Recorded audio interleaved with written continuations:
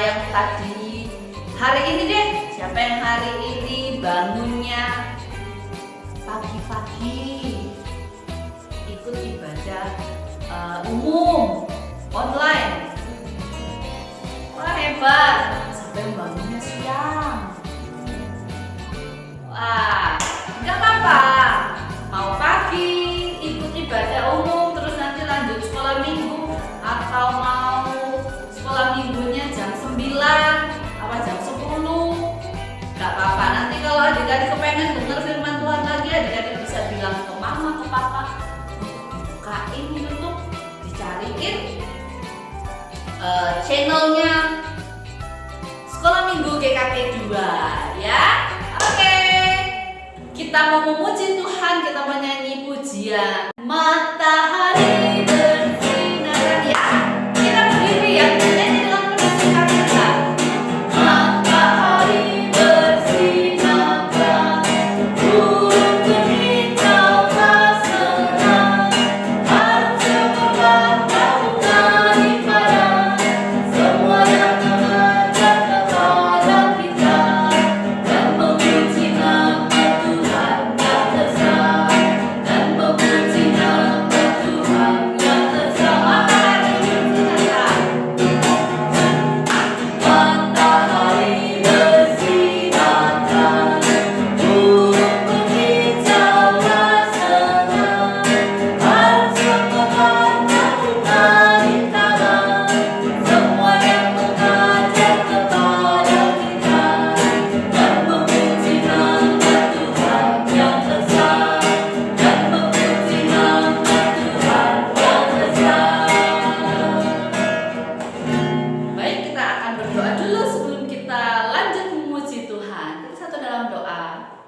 Tuhan Yesus, terima kasih kalau pada pagi hari ini kembali Tuhan memberikan kami kesempatan untuk boleh mengikuti ibadah sekolah minggu online. Biarlah kiranya Tuhan yang menolong kami untuk kami boleh memuji Tuhan dengan baik. Kami boleh mempersiapkan hati kami untuk mendengarkan firman Tuhan. Berkati kami semua ya Tuhan. Hanya di dalam nama Tuhan Yesus kami berdoa dan mengucap syukur. Amin. Nah, adik-adik, langsung mau tanya, adik-adik tahu nggak Tuhan Yesus itu menyertai adik-adik waktu adik-adik lagi apa? Tuhan Yesus menyertai kita dalam segala hal. Waktu kita senang, Tuhan Yesus menyertai. Waktu kita susah, Tuhan Yesus menyertai. Waktu kita sedih, waktu kita sakit, Tuhan Yesus tetap menyertai. Dari dalam segala suka dan duka kehidupan kita, Tuhan Yesus menyertai. Kita nyanyikan pujian kuda-kuda gunung yang tinggi pakai gerakan ya.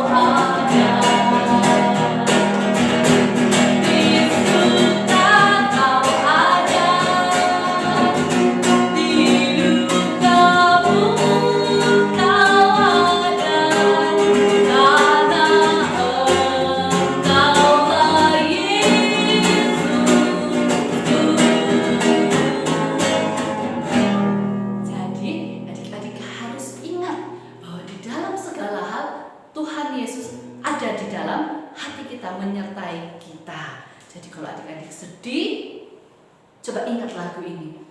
Ku daki-daki gunung yang tinggi, di suka kau ada, di duka pun kau ada, ya. Jadi Tuhan Yesus selalu menyertai kita. Oke, kita mau memberikan persembahan. Nanti persembahannya bisa dikumpulkan di celengan. Nanti kalau kita sudah ketemu, ya adik-adik boleh bawa celengannya, boleh bawa ke sekolah minggu, nanti dikasih ke Lause. Oke? Kita menyanyikan pujian burung pipit untuk mengiringi persembahan kita.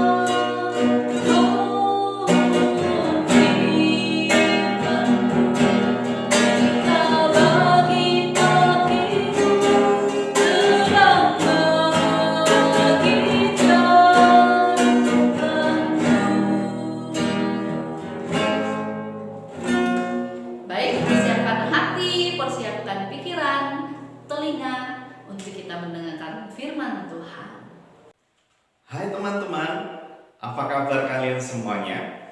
Semua dalam keadaan baik ya? Sehat semuanya? Puji Tuhan. Teman-teman, pagi hari ini kita akan kembali belajar firman Tuhan.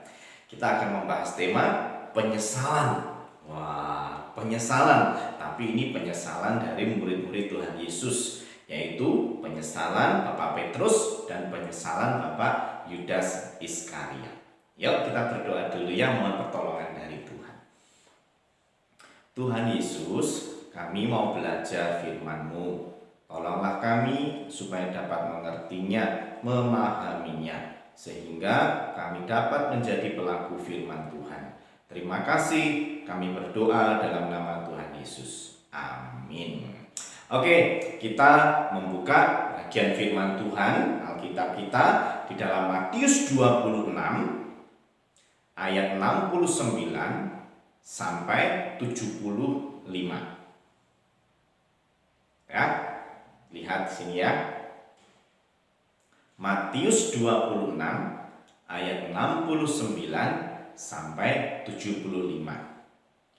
Lalu satu lagi, bagian lagi di bawahnya itu ya. Matius 27 ayat 1 sampai 10. Matius 27 ayat 1 sampai 10. Sudah? Baik. Sudah ya? Nah, nanti kalian baca sendiri. Oke, teman-teman, apa sih arti dari penyesalan? Penyesalan. Waduh, sering kan kita mengalami yang namanya aku menyesal. Menyesal, apa itu? Penyesalan itu adalah perasaan gelisah, perasaan takut, juga perasaan kecewa karena apa? Karena sudah melakukan perbuatan yang salah. Tapi bisa juga berarti perasaan yang takut, perasaan ya kecewa bisa juga. Karena apa? Telah melanggar firman Tuhan, telah melakukan perbuatan yang berdosa. Tapi bisa juga berarti perasaan sedih, galau, kecewa karena gagal melakukan sesuatu.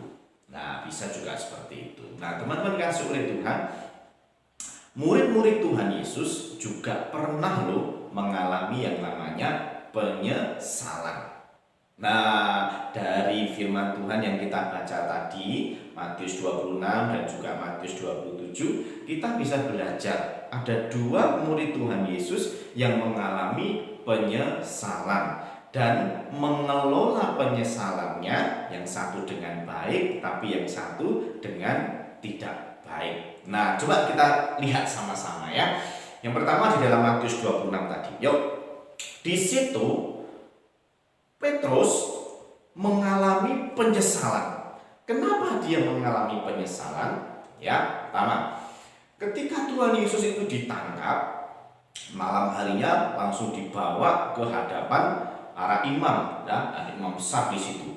Lalu ketika Petrus juga diam-diam berada di situ sambil sembunyi-sembunyi, ternyata ada seorang perempuan yang mengenal Petrus.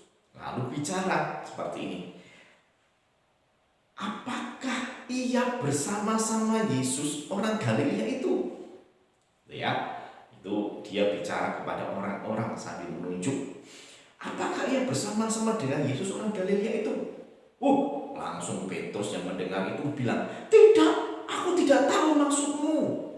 Gitu ya. Nah, terus lalu ada juga seorang laki-laki yang menanyai, "Apakah ia juga bersama-sama orang itu?" Ya, Petrus menjawab, "Aku tidak mengenal orang itu. Aku tidak kenal orang itu." Gitu ya. Petrus menyangkal, Petrus tidak mengakui Tuhan Yesus sebagai gurunya. Nah, lalu ada orang-orang yang berkerumun di situ. Kemudian melihat Petrus dan bertanya, "Ia juga salah satu dari orang itu?" Petrus tambah ketakutan. Maka dia bilang, "Aku tidak kenal orang itu. Aku tidak kenal orang itu." Gitu ya. Petrus menyangkal Tuhan Yesus. Tidak mengakui kalau mengenal Tuhan Yesus. Jadi dia telah berbohong, dia melakukan dosa, dia melakukan kesalahan, tidak mengakui bahwa Yesus adalah gurunya, atau tidak mengakui bahwa dia selama ini bersama-sama dengan Tuhan Yesus. Nah, berapa kali tadi Petrus menyangkal? 3 kali. Tahu enggak? Sebelum Tuhan Yesus ditangkap, waktu perjamuan makan bersama itu, Tuhan Yesus juga sudah bilang kepada Petrus bahwa dia nanti, Petrus, akan menyangkal Tuhan Yesus sebanyak 3 kali sebelum ayam berkokok. Ternyata Petrus juga betul-betul menyangkal Tuhan Yesus 3 kali. Nah, tapi karena sifatnya Petrus ini terlalu percaya diri, maka dia seolah-olah tidak percaya, aku tidak mungkin melakukan hal seperti itu. Tapi ternyata betulan Petrus menyangkal Yesus 3 kali. Nah, saat itu juga ayam berkokok, "Oryuh!" Lah, Petrus ingat dan kemudian dia menangis. Dia menyesal, ternyata dia menyangkal Tuhan Yesus. Padahal dia bilang tidak akan menyangkal, tapi ternyata dia menyangkal Tuhan Yesus. Maka dia menyesal sekali karena tidak mengakui Yesus sebagai gurunya, tidak mengakui kalau selama ini dia bersama-sama dengan Tuhan Yesus. Nah, yang kedua adalah Bapak Yudas. Yudas siapa? Yudas Iskariot. Yuk dilihat di dalam Matius 27 tadi. Nah, Bapak Yudas ini adalah murid yang telah menjual Tuhan Yesus kepada siapa? Kepada imam-imam. Untuk apa? Ya, sebenarnya si Yudas sih tidak tahu, pokoknya ditangkap aja. Tapi ternyata ditangkap untuk dihukum mati, yaitu disalibkan. Bapak Yudas ini adalah seorang yang serakah. Kalau di dalam kumpulannya murid-murid Tuhan Yesus itu, dia pengurus keuangan, ya, dia bendaharanya, dia bawa uang kemana-mana untuk belanja, untuk bayar pajak, untuk beli ini itu dan lain sebagainya, untuk memberi sedekah dan lain sebagainya. Nah, maka dia ketika ditawari oleh para imam uang 30 keping perak, aduh, kalau sekarang mungkin banyak sekali itu ya, 30 keping perak, seperti mau jadi orang kaya gitu ya bagi Yudas. Maka dia senang sekali dan dia menyambut, "Papa, guruku ditangkap, yang penting aku kaya." Ya, mungkin mikirnya seperti itu. Ya, perbuatan ini sebenarnya sangat kejam ya, tapi memang demikianlah rancangan Tuhan atas Yudas untuk menjebak Tuhan Yesus, menjual Tuhan Yesus, dan pada akhirnya Tuhan Yesus dihukum dan disalibkan. Ya, tapi Bapak Yudas ini ketika mengetahui bahwa ternyata Yesus itu akan dihukum, disalibkan, maka dia menyesal. Saat itu dia melihat Yesus dijatuhi hukuman mati, waduh, dia menyesal. Mungkin penyesalannya sama seperti Petrus, sedih hatinya. Kalau Petrus tadi menyesal karena menyangkal Tuhan Yesus. Tapi kalau sekarang si Bapak Yudas ini menyesal karena telah menyerahkan Yesus untuk dibunuh. Penyesalannya itu dia ungkapkan dengan dia pergi ke bait Allah, dia bawa uang 30 keping perak dan dia lemparkan ke dalam bait Allah, kemudian dia lari dan akhirnya bunuh diri. Nah, teman-teman yang dikasihi oleh Tuhan, Petrus dan Yudas pada akhirnya menyesal karena telah berbuat kesalahan. Petrus menyesali perbuatannya, tapi dia bertobat. Ya, dia tetap menenangkan hatinya dan dia berjumpa dengan Tuhan Yesus dan dia diutus oleh Tuhan Yesus bahkan menjadi rasul yang mengabarkan Injil Tuhan kemana saja, bahkan juga menulis surat Petrus yang ada di dalam Alkitab. Nah, berbeda dengan Yudas, setelah ia menyesali perbuatannya, ia justru apa? Mengakhiri hidupnya atau bunuh diri. Ya, mungkin alasannya si Bapak Yudas bunuh diri karena tidak menemukan jalan keluar. Dia terbelenggu dalam penyesalan dan penyesalannya tidak bisa dia ungkapkan. Akhirnya dia bunuh diri. Nah, teman-teman dikasih oleh Tuhan, kita dapat belajar bahwa penyesalan itu diberikan oleh Tuhan kepada manusia sebagai alat supaya manusia itu belajar bahwa perbuatan-perbuatan salah, perbuatan-perbuatan yang melanggar hukum, melanggar firman Tuhan, itu akan membuat hatinya itu mengalami gejolak. Ya, jadi memang manusia diberi oleh Tuhan penyesalan supaya manusia ingat bahwa perbuatan yang salah itu adalah perbuatan yang dosa.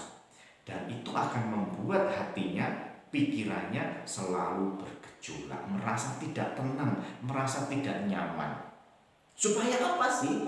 Supaya manusia itu mengakui kesalahannya dan berusaha hidup lebih baik lagi.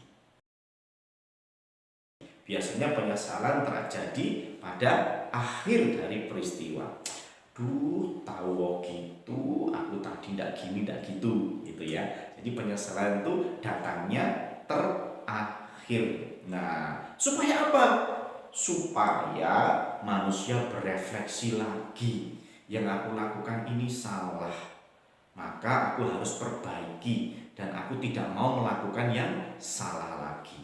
Karena setiap penyesalan itu selalu menyakitkan hati, ya, memilukan hati, bahkan seringkali membuat orang mengalami derita, ya, karena selalu bergejolak dalam hati, dalam pikirannya, dihantui rasa bersalah yang besar.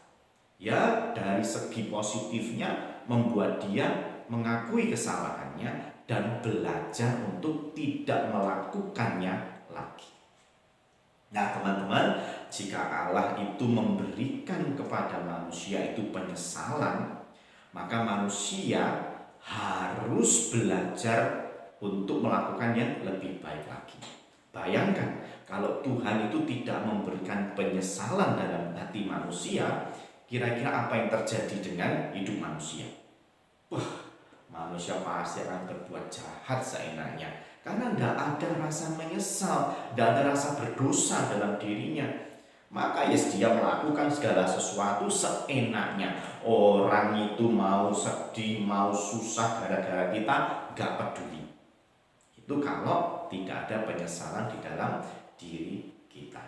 Ya, 1 Yohanes 1 ayat 9 mengatakan, jika kita mengaku dosa kita, maka Ia adalah setia dan adil, sehingga Ia akan mengampuni segala dosa kita dan menyucikan kita dari segala kejahatan. Nah, firman Tuhan ini mengingatkan kepada kita, kalau kita ini berdosa, maka kita harus mengaku dosa kita kepada Tuhan, minta ampun, karena Tuhan itu setia dan adil. Dia akan mengampuni, Dia akan memberikan kelegaan bagi kita. Kalau kita diampuni kan rasanya lega gitu ya. Kalau kita punya rasa salah, pernah berbuat jahat kepada seseorang, terus seseorang itu benci atau marah pada kita, rasanya ya. Tapi kalau orang itu sudah mengampuni kita, lega, plong rasanya. Jadi bisa berteman lagi, bisa bersahabat lagi. Nah, apa yang harus kita lakukan kalau kita mengalami penyesalan karena melakukan kesalahan? Yang pertama, kita harus mengakui kesalahan kita atau dosa kita kepada Tuhan, atau kalau salah kepada orang lain, ya mengakulah salah kepada orang tersebut. Ya, yang kedua, bertobat dan berkomitmen supaya tidak lagi melakukan kesalahan tersebut. Ya, ada pertobatan, berarti berbalik dari yang jahat menjadi baik, dan komitmen janji supaya tidak melakukan kesalahan-kesalahan tersebut. Ya, yang ketiga, menjauhkan diri dari kesalahan yang sama. Kalau tahu, iya aku pernah melakukan itu ya, aku nggak mau lagi ah. Nah, itu fungsinya penyesalan. Aku kerjakan itu, aku melakukan itu, nanti gini lagi, hatiku nggak tenang lagi. Janganlah, aku nggak mau lagi itu. Nah, itu berarti kita menjauhkan diri dari kesalahan yang sama. Nah, teman-teman, kita patut bersyukur karena Tuhan telah memberi kepada kita dalam hati kita penyesalan. Memang penyesalan itu lahir karena adanya dosa, tapi dengan adanya penyesalan itu membuat kita ingat tentang dosa, sehingga kita tidak melakukan dosa lagi, tidak melakukan perbuatan jahat, tidak melakukan kesalahan lagi. Nah, mari kita belajar ketika kita mengalami penyesalan, jangan terpuruk seperti Yudas tapi bangkit seperti Petrus, mengakui kesalahannya, berkomitmen untuk tidak melakukan kesalahan itu dan menjauhkan diri dari kesalahan-kesalahan itu. Sehingga kita menjadi orang-orang yang terus dipakai oleh Tuhan untuk mengerjakan tugas-tugas kita sebagai anak-anak Tuhan. Ingat, Tuhan mengasihi kita, dan kalau kita bersalah, datang kepada Tuhan dan minta ampun, berkomitmen dan belajar menjadi lebih baik lagi. Paham teman-teman? Oke, yuk sekarang terus saja kita membaca ayat hafalan kita 1 Yohanes 1 ayat 9. Ya, di sini ada ya, 1 Yohanes 1 ayat 9. Yuk kita baca sama-sama. Jika kita mengaku dosa kita, maka Ia adalah setia dan adil, sehingga Ia akan mengampuni segala dosa kita dan menyucikan kita dari segala kejahatan. Nah, ingat-ingat ayat hafalan ini ya, supaya kalau kita ini pernah melakukan salah, pernah melakukan dosa, langsung mengaku dosa di hadapan Tuhan. Karena Tuhan akan memberi kepada kita pengampunan. Kita berdoa yuk. Tuhan Yesus, terima kasih kami diberi hati yang peka untuk mengaku salah ketika kami melakukan kesalahan. Tuhan, tolong kami, ajar kami untuk berani mengaku kesalahan kami, supaya kami tidak terpuruk di dalam penyesalan, tapi kami bisa bangkit dan kami bisa melakukan yang lebih baik lagi. Berkatilah kami ya Tuhan, selama masa kami berada di rumah karena pandemi corona, kami tetap dalam keadaan sehat, kami dalam keadaan yang baik. Berkati papa mama di dalam pekerjaan mereka, supaya mereka semuanya tetap bisa bekerja dan bisa menghasilkan uang untuk kehidupan keluarga kami. Terima kasih Tuhan, kami berdoa dalam nama Tuhan Yesus. Amin. Oke teman-teman, terima kasih ya sudah belajar firman Tuhan bersama-sama. Kita jumpa lagi minggu depan. Tetap sehat, jaga kesehatan kalian. Kalau keluar dari rumah, tetap gunakan masker ya. Jangan lupa, karena di luar sana banyak virus corona. Kita harus menjaga kesehatan kita, harus tetap sehat. Ingatkan mama-papa, ingatkan keluarga yang lainnya, kalau pergi-pergi harus menggunakan masker. Oke, Tuhan Yesus berkati kalian. Bye-bye.